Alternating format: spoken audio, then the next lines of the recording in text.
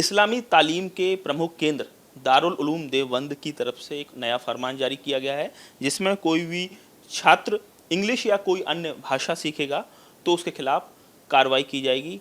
यहाँ तक कहा गया है कि उसको दारुल उलूम से निकाला भी जा सकता है। इस मामले के बाद कहीं ना कहीं सियासत भी देखने को मिल रही है।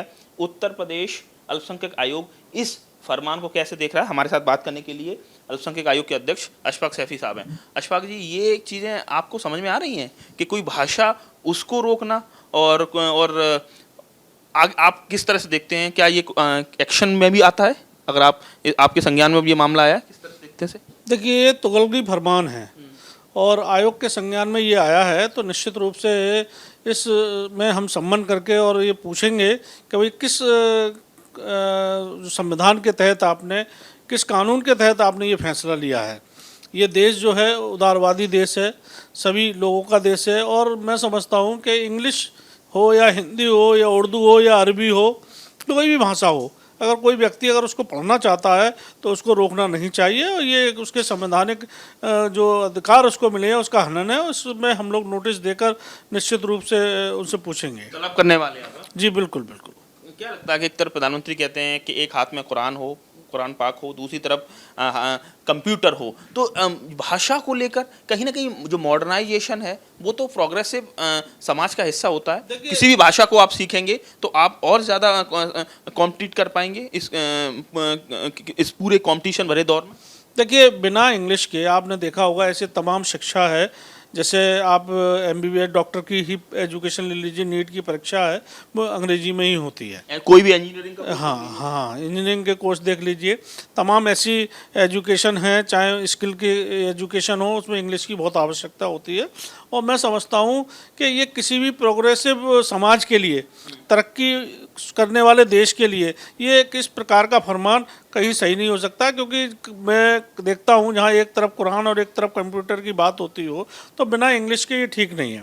भाई, दीनी तालीम के साथ साथ व्यक्ति वो दुनियावी तालीम हासिल करे, हिंदी इंग्लिश गणित विज्ञान भी पढ़े। माने हमारे हुजूर अकरम सल्लल्लाहु अलैहि वसल्लम ने तो यहाँ तक फरमाया है कि अगर आपको तालीम के लिए चीन भी जाना पड़े तो वहाँ तक जाइए।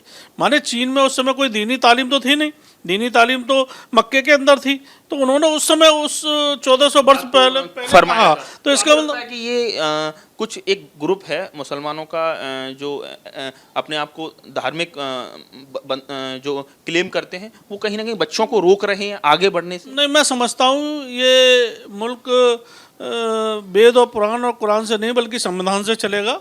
और ये जो लोग हैं जो संकुचित मानसिकता के लोग हैं, और निश्चित रूप से जिसने भी ये फरमान जारी किया है, बच्चों को निकालने की बात कही है, हम उससे पूछेंगे और सम्मान करके इसमें जानकारी करेंगे। ये किसी भी व्यक्ति के जो संवैधानिक अधिकार हैं उनका हनन नहीं होना चाहिए। संवैधानिक अधिकार का हनन नहीं होना चाहिए, बड़ी बात कही है यूपी अल्पसंख्यक आयोग के अध्यक्ष अशफाक सैफी जी ने। उनका कहना है कि किसी को कोई भी भाषा सीखने से नहीं रोका जा सकता, देश संविधान से चलता है। और जिस तरह से लगातार दोनों सरकारें, चाहे प्रदेश सरकार हो चाहे राज्य सरकार, दीनी तालीम के साथ दुनियावी तालीम पर भी जोर दे रही हैं, तो ऐसे फरमान कहीं ना कहीं लोगों को आगे जाने से रोकेंगे। और इसके लिए यूपी अल्पसंख्यक आयोग इस पर एक्शन लेने वाला है, सम्मान देने वाला है, नोटिस जारी करके उनको तलब किया जाएगा जो देवबंद दारुल उलूम की तरफ से जिन लोगों ने इस तरह का फरमान जारी किया है, इस तरह का फतवा जारी किया है।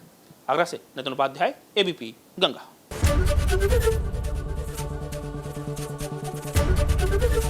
ABP गंगा, खबर आपकी, जुबान आपकी।